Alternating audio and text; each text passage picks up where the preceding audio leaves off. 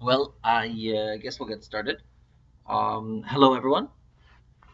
Those of you that were also at the Go Congress, welcome back. I wanted to take a look at one of my favorite games from the Go Congress, not because I won this game, but because I thought it would be nice to show everyone just how much I still have to learn about Go in general. For those of you that don't know, I got to the opportunity to play in the Masters division this year, despite the fact that I am in no way a 7 dan. I managed to squeeze in at 16th place in the North American Masters Tournament qualifier, which allowed me to take part in it. And it was actually rather a blast getting, beaten to a pulp by 7 dans repeatedly. My final record was 2 wins and 7 losses, which was it's about as good as I could have possibly expected myself to do. But anyway, this was a particularly interesting game that I played against a AGA 8dan. He might have been my strongest. He might have been my strongest opponent at the Go Congress, and I also had the opportunity to get Stephine Yin to review this game. So, one obvious question you might ask is, gee, Josh, why would we want to look at one of your games? Why not look at, say, a professional's game? Because obviously they're vastly stronger than you are in a myriad of ways. Yes, you made it on time. So, you know, why not look at a professionals game? And of course, there's great value in looking at a professionals game, absolutely. But there's a few reasons I think it's also good to take a look at this game. First off, we have a professional's perspective on it. Stephine Yin, as I mentioned, reviewed it for me. So I have a professional's perspective on all of the things that I missed and the mistakes that were made in the game. Second off, I understand my own moves better than I understand a professional's moves, and I also have probably a better understanding of my opponent's moves than I would if I were attempting to take a look at two professionals play. That's the second thing. Third, I make far stupider mistakes than professional Go players. You'll sometimes see if you get a commented game that, oh yes, the pro made a mistake in the upper right corner, and they do make mistakes, but oftentimes they're very very subtle mistakes that even if they're pointed out to you, they're not always easy to see or understand. My mistakes are far more human and far more foolish. And once it's shown why it's such a bad move, it's very easy to see that I still make many imperfect moves in my games. So, with that being said, let's take a look at the game. I got to be black, and the game started off fairly normally. That's one way of looking at it, Urkus. So, game started off pretty normally. Most of the time, what you see here is white. Is the white will either play R14 or R10, usually do something to interrupt the black side, because black getting Q10 is considered to be something close to ideal shape. It's not required that you do this, however. White decided on an alternate strategy. White just decided to enclose his bottom left corner, which is, of course, a fine move. And so I moved to complete my formation. So I was perfectly fine with the opening so far. White, of course, takes the biggest move on the board, and black responds with the biggest move on the board. White goes for the pincer, and black can play very, very simply here. There's no real reason to attempt to do anything more complicated, especially when you know that your opponent is stronger than you. When the 3/3 invasion here is perfectly acceptable. And Stephanie had no complaints at this point for either player. Both players had played just fine so far. So this is a Joseki I'm sure just about everyone here is familiar with. So this is where the game starts to get a little bit interesting. So white approaches here, which is, I'm sure, a fairly normal move that we might expect white to do. And I respond. And then we play a move that takes a little bit of time to look at.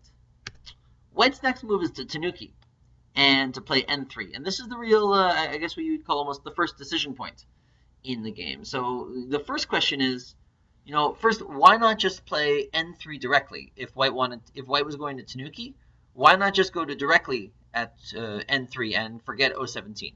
Why did white play O17 first? Any ideas?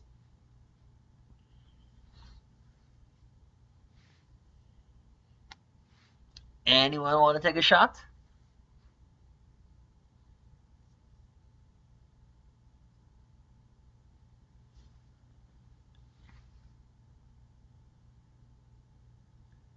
Yes.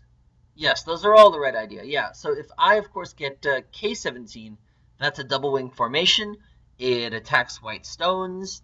It's it's a great move all around. If I get K17, so that's the first part of the puzzle. But then, then the second question is, well, if O17 is such a great move, why not follow it up? Why does white just throw the stone on the board, leave it there, and then move down to N3? Why do that if it's such a great move?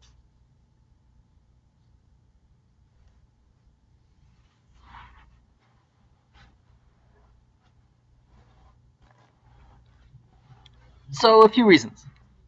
Yeah. So well, slowness is a part of it. White wishes to play quickly, and N3, of course, is it's not a double sente move, but it's a very very large move in and of itself. Because if I manage to get M3, if I play 1 second, if I play M3, this move isn't 100% sente, but it clearly puts a lot of pressure on White's K3 stone.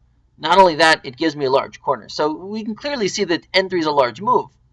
But one of the reasons White wanted to do this, or one of the reasons White didn't want to immediately continue, was that he didn't want me to get M3. And just this exchange by itself, even if White doesn't immediately defend his stone, he can still fight like this. The normal idea for Black in this kind of situation, if you Tanuki, the normal idea is to play M17.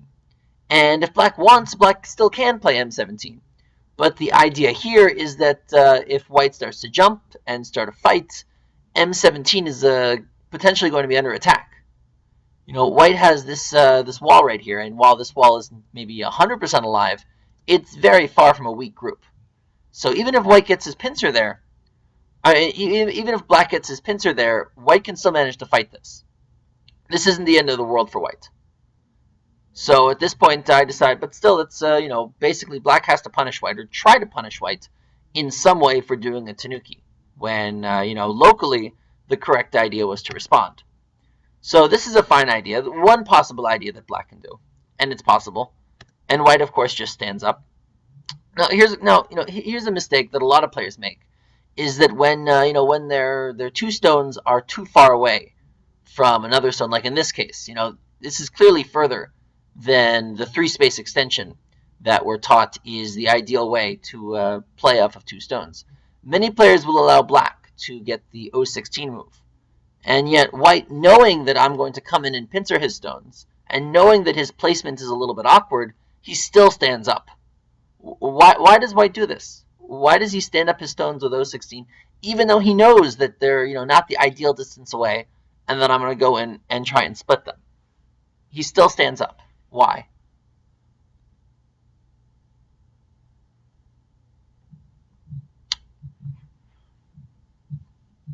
Anyone want to take a shot?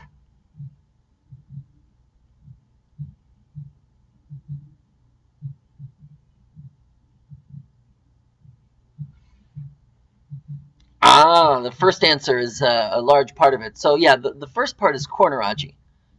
Standing up isn't 100% about protecting O17. It's certainly a large part of it, but playing O16 keeps the 3-3 invasion open, and that's monstrous. The difference is when White stands up, Black can no longer, or Black is unable to claim this corner as his 100% territory.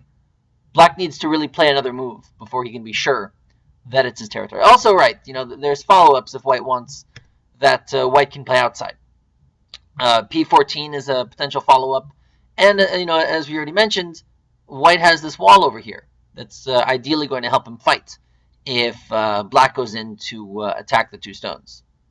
So regardless, I just go in directly and take the 2-space high pincer. And this is a possible move, but when it was reviewed, Stephanie actually said that if she was playing, she would prefer a slightly different placement for the Black stone. Any ideas what was the pro idea to split White in half, or to come in here? Anyone want to take a shot? Ah, good, yes. It's still K17. Yeah, there's a lot of AGA left over with these stones here. Especially black's one stone here. One idea, for example, if, let's pretend that white does something very, very passive. And I'm not saying at all that O14 is a good move for white, because it's not. But assuming that white plays something very bad and passive, just locally what black can do is descend and cut and connect underneath. And this is kind of difficult for white to deal with because black has the ladder. This Q10 stone is a ladder breaker, which means that no matter what, white is going to be split up into two groups. So this is a pretty dreadful result for white. It's really, really hard for white to safely settle everything and still manage to build some territory. So white has to do something to defend his group on the left side. And if white does do something to defend his group on the left side, that's going to give black the opportunity to further attack the O16 stones. So that was her idea. So instead, I play the slightly higher move, which is still possible. But it just doesn't have that same AGI, or it doesn't activate the AGI of F17 in the same way. So white plays here. Is a shoulder hit a bad move instead of K17? You mean like this move? So the shoulder hit is one common idea that you want to do here. But in this particular case, I'm not a fan of it. The main issue is that you have these Q17 stones that are weak and that could be attacked. And I guess my issue is it's true that you can push white flat. But if we remember, white's two stones could have been attacked. And they can no longer be attacked. You know, by shoulder hitting, white's two stones, which could have been attacked, are now safe. And black's three stones are kind of still floaty. So, you know, if O17 was already strong and it was already alive, then this would certainly be a suitable reduction technique. Absolutely. But but considering that the two stones were weak, this actually ends up helping white protect his stones. So I go here, and he goes up here, and Stephanie actually says that this is a little bit of an overplay for white. White's being a little bit too vicious in his attack of black. So I just play very simple diagonal, which is a fine idea. And white jumps out, and black comes out. And so now white wants to do something to help settle his O17 group, right? Because he has these black stones all around. And he needs to try and settle them somehow. And black has a potential weak point that white might decide to aim for. What's the weak point that white can aim for? Anyone want to take a shot? Yes, perfect. That's exactly his move, Q15. And then the follow-up.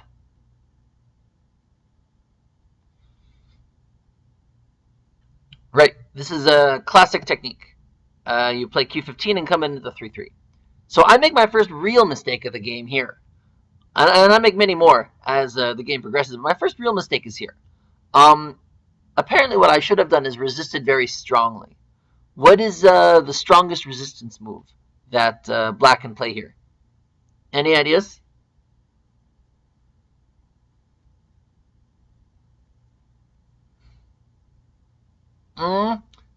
P18 oftentimes is, but in this case it's actually pretty dangerous to do P18.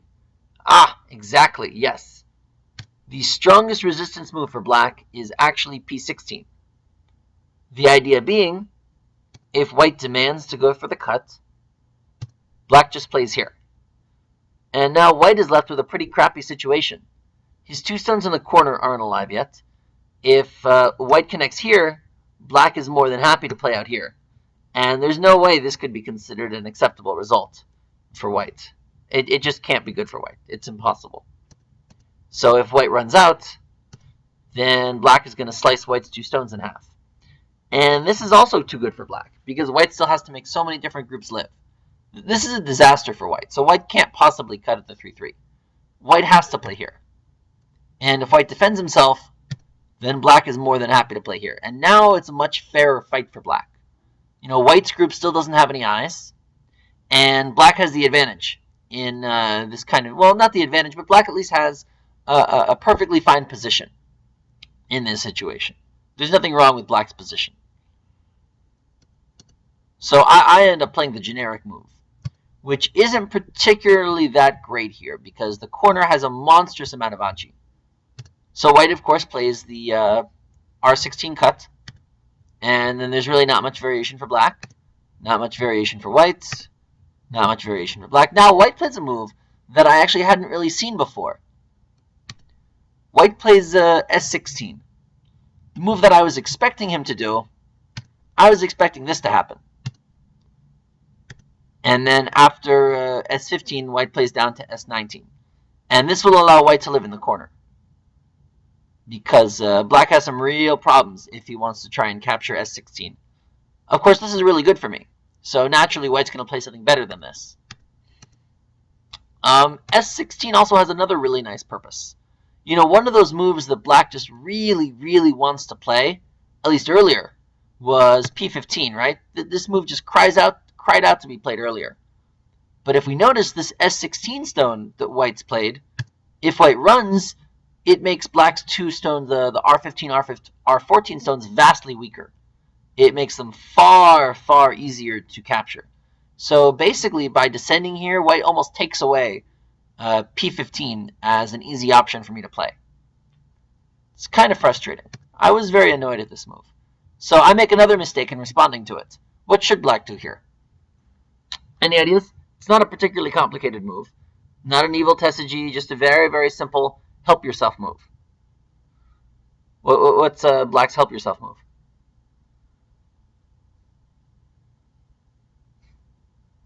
Yeah, 018. All I needed to do was 018, but I thought that I should play S19 first. And this was apparently a bad mistake. But the question that I want answered is, why is this a bad mistake? Anyone have any ideas? Why should I not play this move first?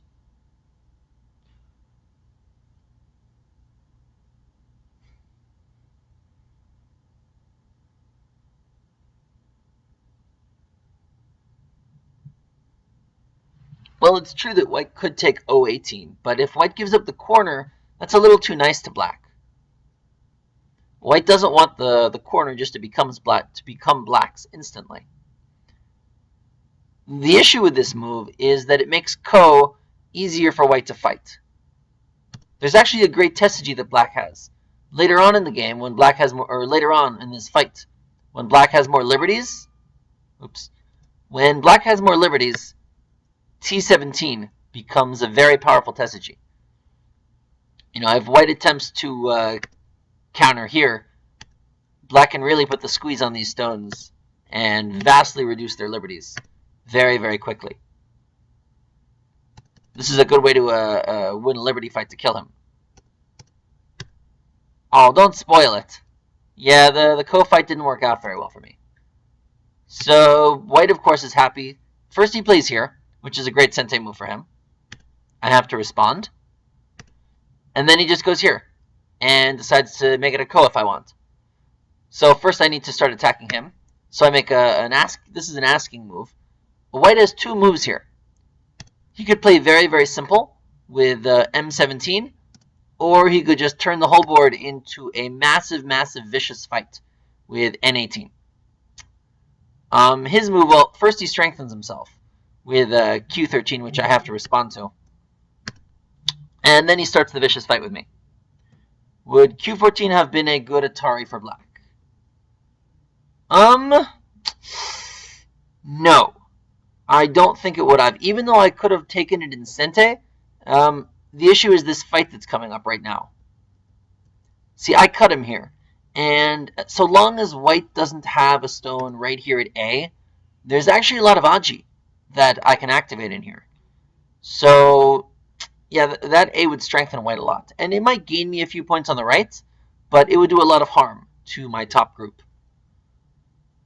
A good question. So white goes here, and I can't fight this. I cannot fight this Ko. If I attempt to start a Ko here, what white's going to do is basically just give it to me. White's just going to go here and let me take this Ko, And the corner, the corner's still not mine, right?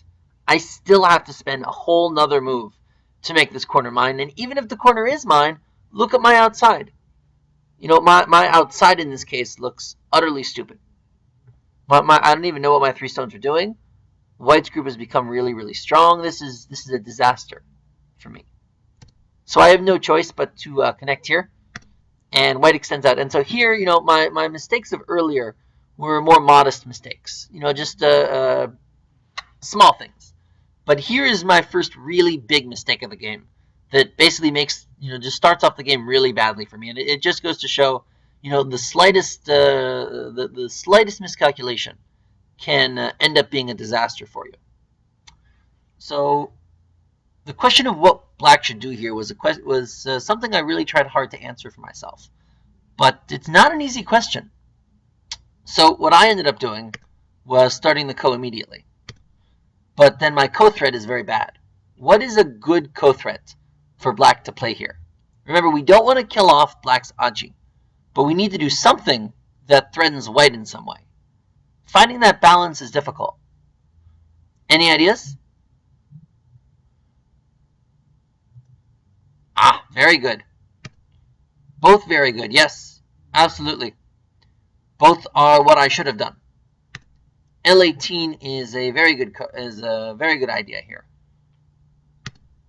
White, of course, has to play here, and this gives black a whole host of ko threats. One of the ideas that black has, or one possibility for black, is to just play it out directly and leave the ko for now. And white can just manage to save his stones if he plays this out with me. If I want to play all of this out, if white really wants, he can go and definitively take the corner for himself.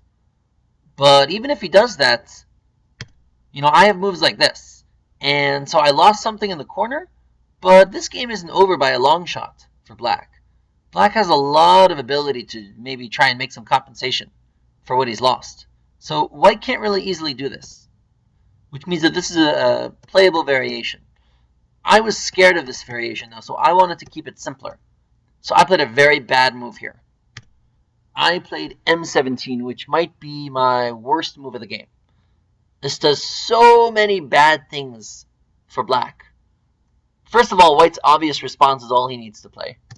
All white does is play an L18.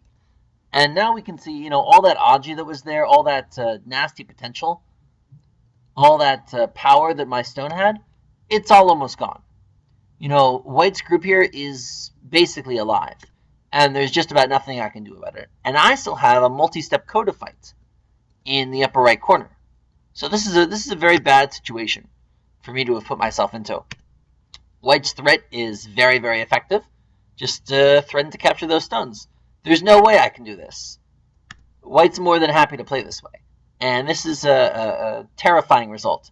Actually, this is probably a little simpler. This is a terrifying result for black to deal with, because there's still a ko in the corner. I haven't even won the ko yet for all my hard work. So I decide that the cut is my only technique here. Not because it's sente, but because I want to try and get compensation for the corner on the outside. Of course, this is not nearly enough compensation. After this, white is winning by about 15 points, apparently. This is not a good opening position for black. I was told that if Stephanie was playing another pro, she would resign here if she were black. So not a good opening for me. But I did manage to catch up some. I managed to pick some good moves later on. So L4 isn't a particularly difficult move to understand. What am I attempting to do? Any ideas? What's my follow-up?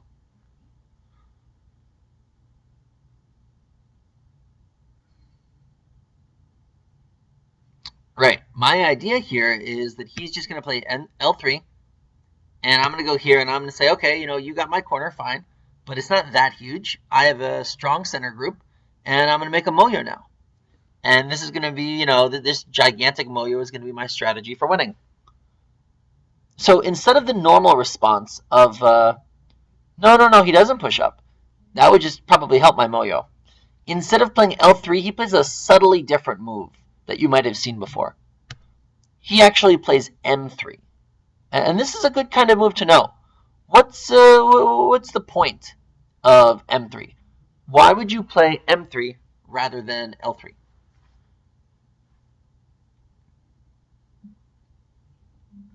Any ideas?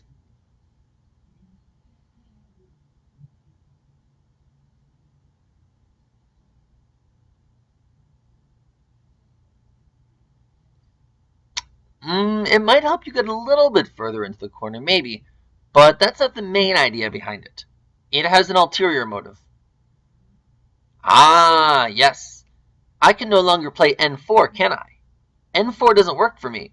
If I want to connect my stones, I have to play N5, which, could work, but it's 2 knights jumps instead of 2 one-space jumps, right? It becomes thinner. So then this leads us to another question. If this M3 move allows, you to weaken black, then why doesn't everyone play M3? Why is L3 still a move if M3 exists? What's the disadvantage to it, I guess, is the question.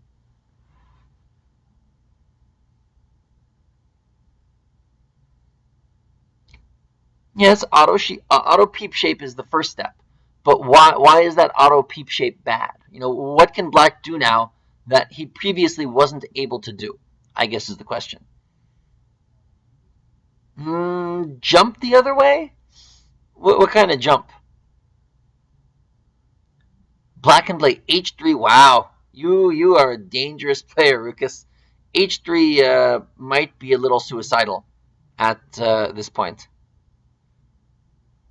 Yeah, H3 is really dangerous. So J4 isn't a terrible idea. Actually, it's just a simpler move. It's just K4. Black can take this K4 move in Sente.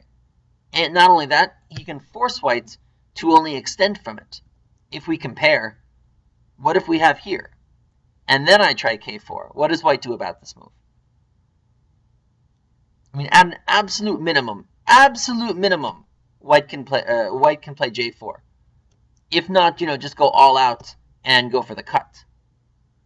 And then there's not really that amazing of a follow-up for black. This is just a really complicated fight. But at a minimum, absolute minimum, white can do this. That's really nice for white. He can no longer do that. So it's a balancing act. And you have to have not only a strong understanding of what's going on locally, but a strong understanding of what's going on, globally. So in this particular case, me getting that K4 move isn't that devastating against white, I mean, white already has the D3 corner. He can still make a good chunk of points. It's not so bad if I get K4. But in comparison, if my wall is weakened, that substantially decreases my ability to create a Moyo. So it's a good move here. So I do just that. I get a press, and then makes the knight's jump defense. So then white, just rather than do anything complicated, white just plays very simple. Remember, white's winning right now. So he doesn't need to make any kind of crazy invasions. No, he just extends, forces me to protect, and then jumps in. No complicated invasions or anything. Now, I've spent all these moves, so I need to spend a stone defending myself. And then he actually makes his first mistake of the game. Stephanie said that P2 is still too small. It's a very big move, but it's not the biggest move on the board. What do you guys think? What move do you think she recommended that white play?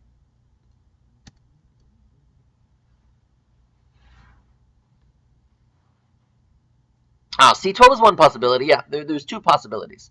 C12 is one of them, but locally in this situation, there's a move that's better. If you're going to play locally to help out J3, there's a better move. Exactly. Yes. H5 is a viciously powerful move, because not only does it get you huge points, but it also unlocks the AGA from black's weakened shape. It's a very, very abusive move, and very powerful here. Yeah, she says at this point, black basically has no choice but to resign. It's just pointless to continue if white goes here. But white makes a modest mistake here. And so my next move, she says, is a good idea. What do you guys think my next move is?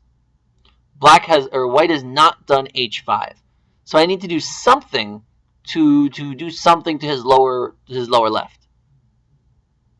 Yeah, R2 is a little passive. Ah, c3. Excellent. Yeah, so the first thing I can do is create some AGA in his corner. He has a high enclosure, and the far enclosure, and the far enclosure is full of AGA. It is by no means a 100% solid corner, but it's still too small for me to just steal his corner.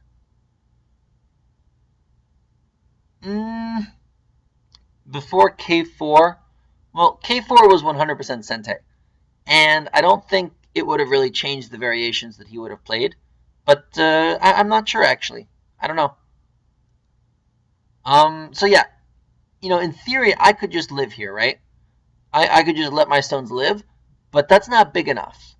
If I wanted to, I could just do this. And then actually the next move is important. Yeah, white can play a lot more viciously if he had h5. I'll show you that in a second. But the efficient way to live is just to do this. It's not particularly crazy. Black can live like this, and that's nice for black, but it ends in gote, and it just gives white extreme thickness on the outside. So at a minimum, white can play something like this now. There's also more vicious moves he could play, but this is still it's too small for me to live in the corner directly. Yeah, so what if he did have h5? Well, I still might try and do c3, actually. If he had this, I still might try. And he might still play here. And I might still play here. But now there are some more vicious moves to consider. b3 is something of a standard move, but it could be considered a little bit passive sometimes. If white really wants to be vicious, he can go straight for the cut. Now, if h5 doesn't exist, sometimes black can consider doing this move. And if white captures, this is of course assuming that h5 doesn't exist. Without h5, black can manage to get his stones away without that many problems. With h5, this becomes a very, very almost suicidal struggle for me. But it makes fighting here much more difficult for black. There's still AGA there, but it shrinks the AGA, I guess, is the main point. So it might have worked, but it would have made it harder to work.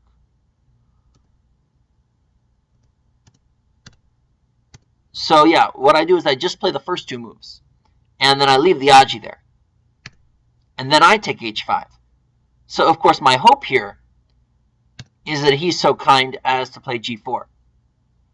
And then I can do this, and this, and I can manage to squeeze myself some life in here. And it's not so bad. And now I basically got this h5 move for free. This is what I was hoping for. Of course, white's not going to happily oblige me. What white should do here, apparently, is just, all it really needs to do at this point is just capture. Because black's shape is actually really thin. It's a knight's jump, there's a knight's jump, there's a good chunk of AGA here. And all white really needs to do is just solidify, and the game is his. Since I messed up the opening so badly, there's no reason to try and be vicious. But he decides to be vicious. And Stephanie says that this is possible, but this is the type of strategy you do when you have to shrink black, when you're willing to get into very complicated fighting. So I just play solidly because there's just too many cutting points, which is a very big move for black. And he goes here, and I hane, and now he goes all out. He does the double hane here. And this is a very, very complicated fight.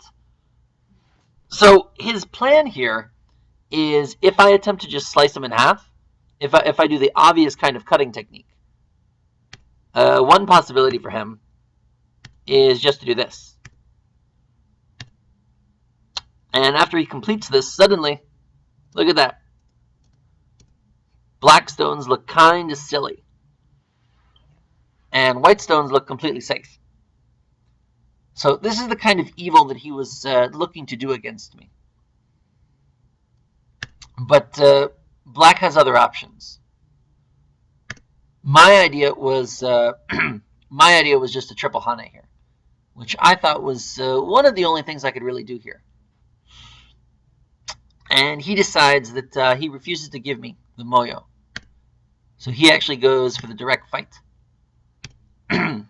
Stephanie didn't particularly like this idea for white. It's not that the fighting is...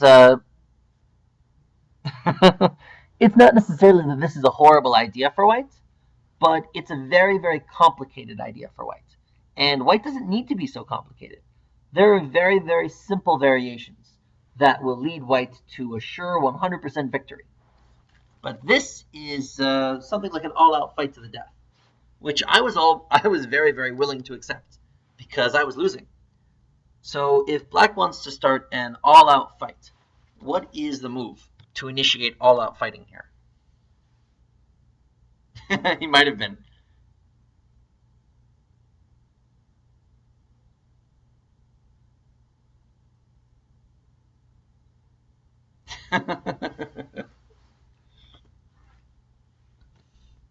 Yeah, so it's a bit of a debate between N7 and O8.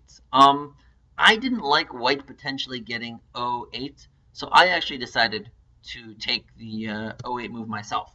It's hard to say which one's necessarily better. I don't know. But this is the one I took, and she said, yeah, only choice. So now we start to put it lightly, a very large ko. If I win this ko, of course, the entire lower right, or this entire right area is mine, and his center stones will look kind of silly. If he wins this ko, my shape utterly collapses. So I start the fight, and white finds a ko thread here. And Stephanie did not like this ko thread. This works in terms of helping white to live inside, but it also strengthens black a lot. These stones of blacks were not 110% okay.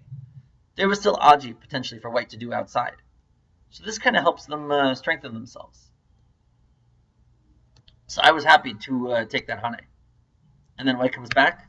And so now I threaten to save my early game mistake. And she says that at this point, white doesn't even need to care about those 7 stones, that they're just too small. All white needs to do is this, and let black take the 2 stones, and then white can basically just slice these stones in half. And she says that this is a perfectly playable game for white to play because black stones are in tatters, and black's in more danger than white is.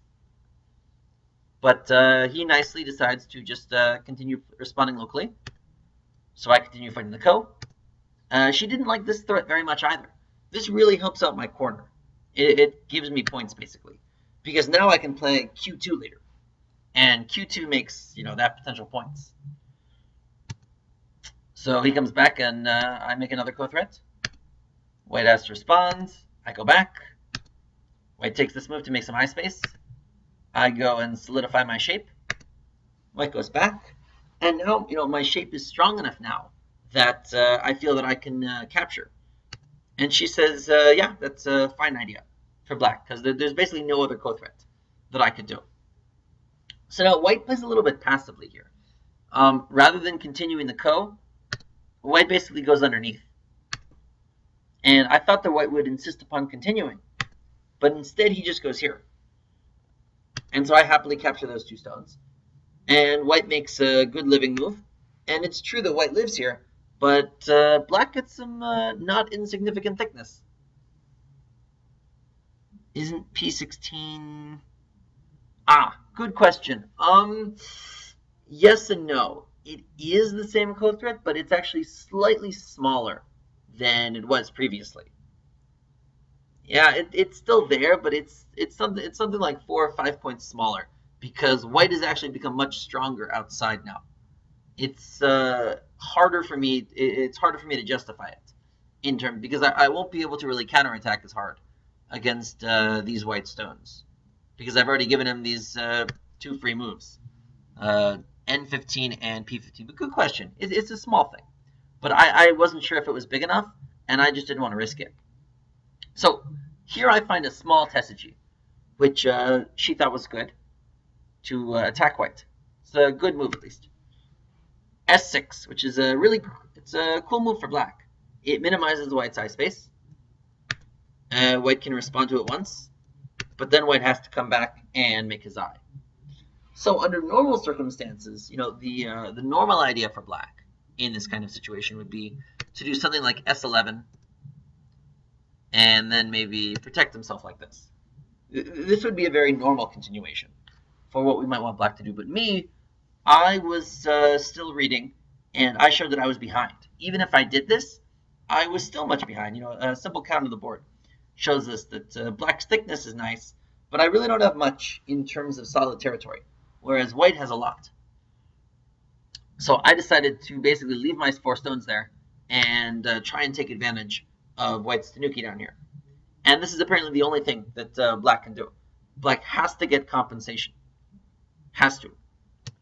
So it hanes, and I hane, and white cuts, and I decide to just be utterly vicious. What is black's vicious response that you should only play with great care? Any ideas?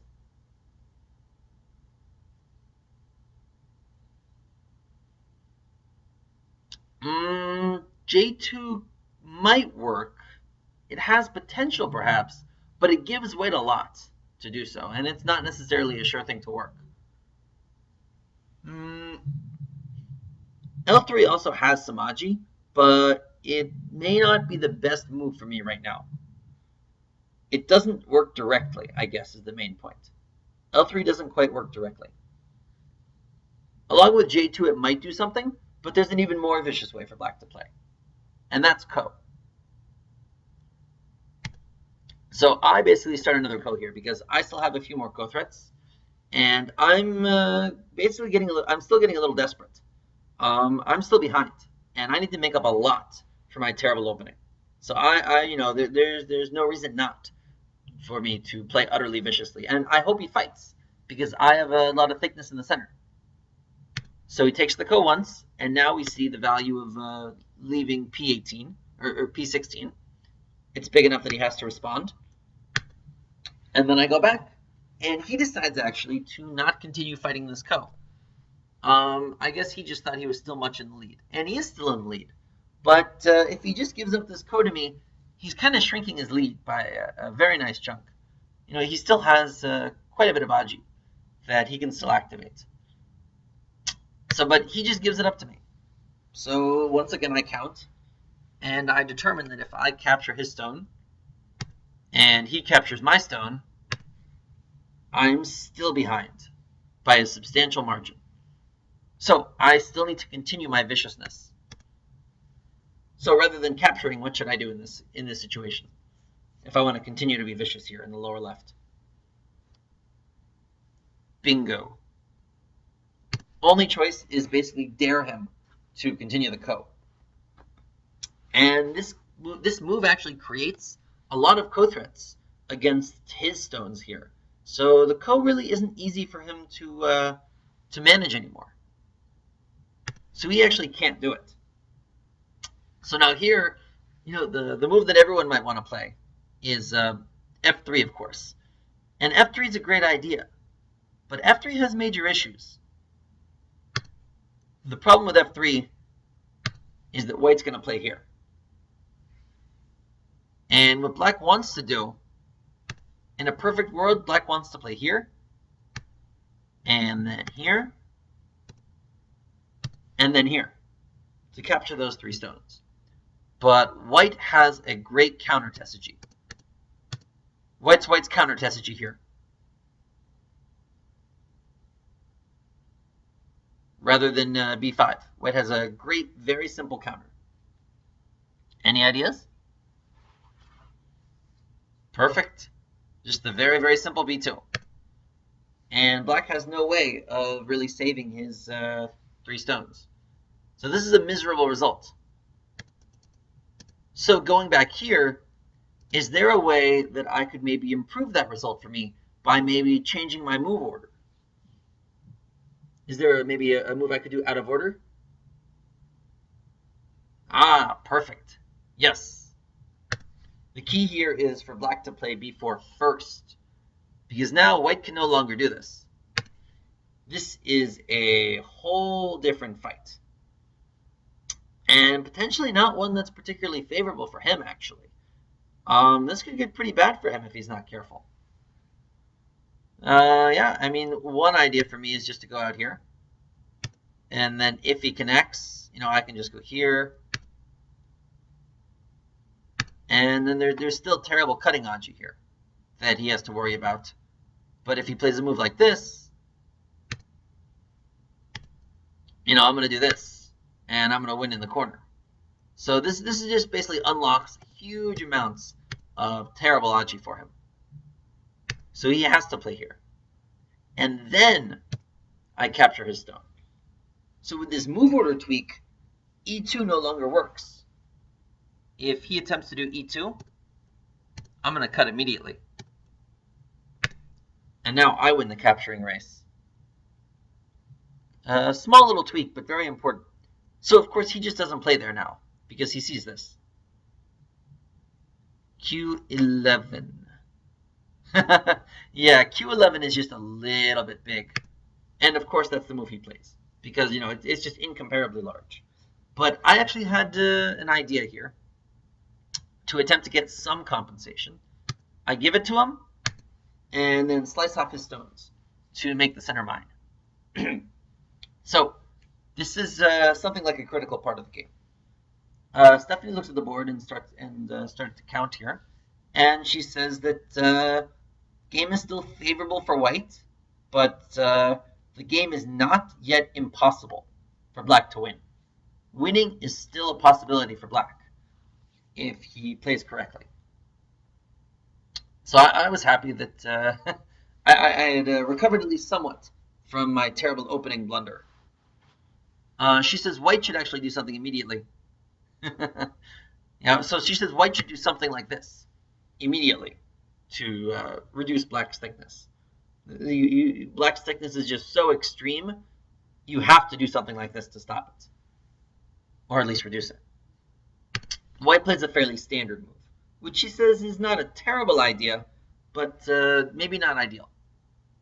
But I can't really let myself get sealed off in the corner like that, and I want to attack c12. Any fighting here that white wanted to do, I was thrilled to fight here because I have the type of thickness that you will get, once in every God knows how many games, you'll be able to get thickness like this.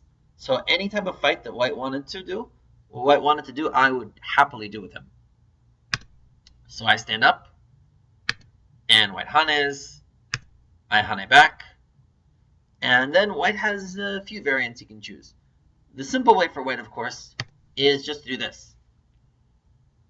And then I'm going to play this, and then a lot of different variations can follow. This is a very simple way for white to play the game. White decides to play viciously, which I really didn't mind. This is a very vicious continuation for white. So, of course, black has to counter at b13 to protect himself. And then white goes here to protect himself. Black has to stand up. White continues to run. And now I make probably maybe my last genuinely good move of the game. Soon after this, I screw everything up, which is par for the course. But I actually make a good move now. So we want to attack these 4 white stones, right? We really want to attack them. It's critically important that we get a vicious attack against them. Use this thickness somehow. But if we just immediately try and start attacking them, that could be problematic because black's 2 stones aren't, that strong yet. If black just does something very, very simple, like continues to run, all white really needs to do is just anything, just something like this, something to protect his stones and reduce me, and this is all he needs to do. The game is basically unwinnable for black here. So I need to find a sneaky way to get Sente, to protect my 2 stones in Sente so that I can come back and peep him at d11. So any ideas? Any kinds of sneaky techniques I might be able to use to try and squeeze away Sente?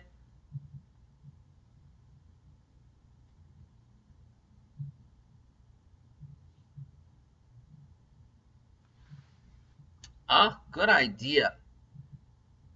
Yes, we use F18 indirectly. F14 is the right idea, but it's E15 that actually helps us a little bit more.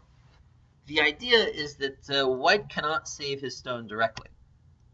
If white does, he can capture this one stone. But this is pretty problematic for him. He's basically given me the extension that I want, but now he's given it to me in center. So now I'm just going to do this. And now it's a very, very complicated fight. But white has the center.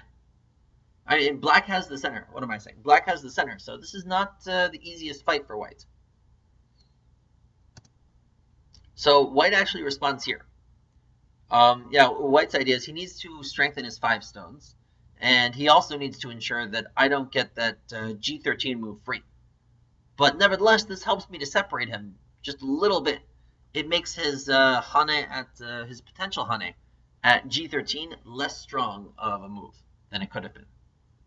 So regardless, I need to come back and start attacking him right now. And so I start, just a vicious attack against him. And white goes here. And so it's at this point that, the game is still possible for black, even though black is losing on raw points, simply because black's thickness is so extreme that if I can get a severe enough attack against these stones, things can happen. But here I make my final mistake, which ends up causing me to lose the game. Actually, what I should do is just something very simple. What is just a simple move that black can play to attack white? Nothing crazy, nothing complicated, just a very simple move. Any ideas? Yeah, E8. It's the obvious move, right? That's all black needs to do, is the simple obvious move. And now it's a vicious fight. Under most circumstances, white would probably be able to live without that many problems. But black's thickness is so extreme that black can just go all out. Black can just go all out in his fighting here. And it's very hard to kill white, but it's not impossible. Or at least it's not impossible to kill something. So the game would basically depend on this fight, which might not be the best result in the world for black, but at least it's a possible result. It means that, winning is still possible. So I actually went here.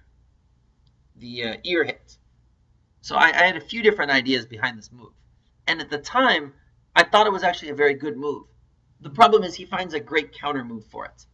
So I'm trying to do a few things, right? First off, I'm trying to, do some technique with A and B to basically cut off his stones or separate his stones from any live group he has. Then the second thing I'm trying to do is get territory around C. And, my whole idea here, what I wanted to happen in my perfect world, right? He would go here, and I would basically go here, and then maybe here. And then, my great technique that I was saving was B11. Because he cannot really cut me. All black has to do is this. And all of white's territory down there almost disappears. Instantly. And if this is actually what happens, black actually has a reasonable result. A possibility of winning the game actually exists here. Although it's not easy. But a possibility exists of winning. White finds this move, which really, really, really ticked me off. Yeah, this move completely kills off the AGA that I had with B11. Not only that, it helps his stones escape. It attacks my D9 stone. It just does so many things at the same time. No, my ears didn't go red, but I almost, smacked my face against the go board. It's just one of those moves you see and it's like, wow, why didn't I see this move in advance? This is such a great move. I was very pissed off here. So I just decided, fine, if you're going to play like this, I'm just going to save my 2 stones and build as much as I can. So he just plays very, very simple. Stands up, connects his stones. I save my stones. He saves his stones. I save my stones. And then he goes to reduce me as much as possible. Fun little double Hane there. Technique there. Uses a little, activates some AGA here and there. build some points there. I get a good exchange there. Makes a magnificently large yosei there. But now I have to deal with this move. And I was very frustrated here because this is actually very hard. It's very difficult to see whether it's sente or not. What I really wanted was to take this move first. But the issue is this move isn't really sente. That's the real problem here. White can just tanuki here with something like this. And now, I mean, black's cut at B11 just isn't that gigantic. So because I can't take that move in sente, I got really annoyed here. But his move here is just kind of mean, as we'll soon see. Because after he connects underneath, oh, he makes that exchange. But after he connects underneath, I'm not alive. It's really kind of frustrating, actually. He can force me to make a ko, which really kind of ticks me off. Yeah, not a happy days result. So I go here, hoping to activate the AGA. See, my secret plan, my hope that he would fall for, in my imagination, what would happen is that he would tanuki, and that I would play this, and then he would foolishly attempt to separate me, and then I'd get to go here, and then there, and then there. And of course, that's totally my imagination, and there's no way that would happen. But we can all imagine things and wish for things to happen, right? Obviously, he responds, and then I look at this and find, oh no, he can make a seki, and it's a gote seki for me. So I was very angered that he can force my once nice corner into seki in gote for me. But I get revenge on him. I take R1, which actually has a hidden purpose. And then he takes that move, which is big, and I take L2. And so I basically get him back. Oh, I missed. Oops, I didn't record this. I missed. He did this first. So I make seki in gote. Then he plays here. And he misses the tesuji, actually, that I have with his bottom group. And so he forces me into seki in the top left. But then I get my revenge on him by forcing seki back. And I managed to get this.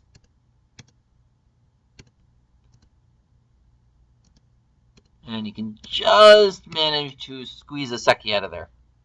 So we basically get seki back on each other, and it turns into a mush in terms of nobody really gained or lost that many points in this whole seki exchange because both of us forced the other into seki and gote. But regardless of this exchange, Yosei continues, and he gains a few more points in Yosei and expands his 10-point lead into a 15-point lead. And so I end up losing the game by 15 points. But yeah, it just goes to show bringing seki back. Yeah, just goes to show I have a lot to learn still. Yeah, so I hope you enjoyed this game. It was probably one of my favorites of the Congress, despite that I lost it kind of badly. Yeah, it was very fun. And, if magic happens, who knows? Yes, this was in the Masters Division. Yeah, he was really strong. Yeah, the Masters was, I don't know, maybe, I don't know if I'm going to do the Masters next year. I doubt I'll qualify. I think they're changing the way they do the qualifiers next year. And I doubt I'll be 7dan next year, so probably won't even get to play. But it was fun to do one year. Yeah, so yeah, that about sums up the game. I hope you enjoyed watching me get beaten up by a very, very, very strong amateur. And yeah, that's about all. So I hope to see you all next time. And hopefully I will put this up on YouTube shortly. So thanks for watching, everyone.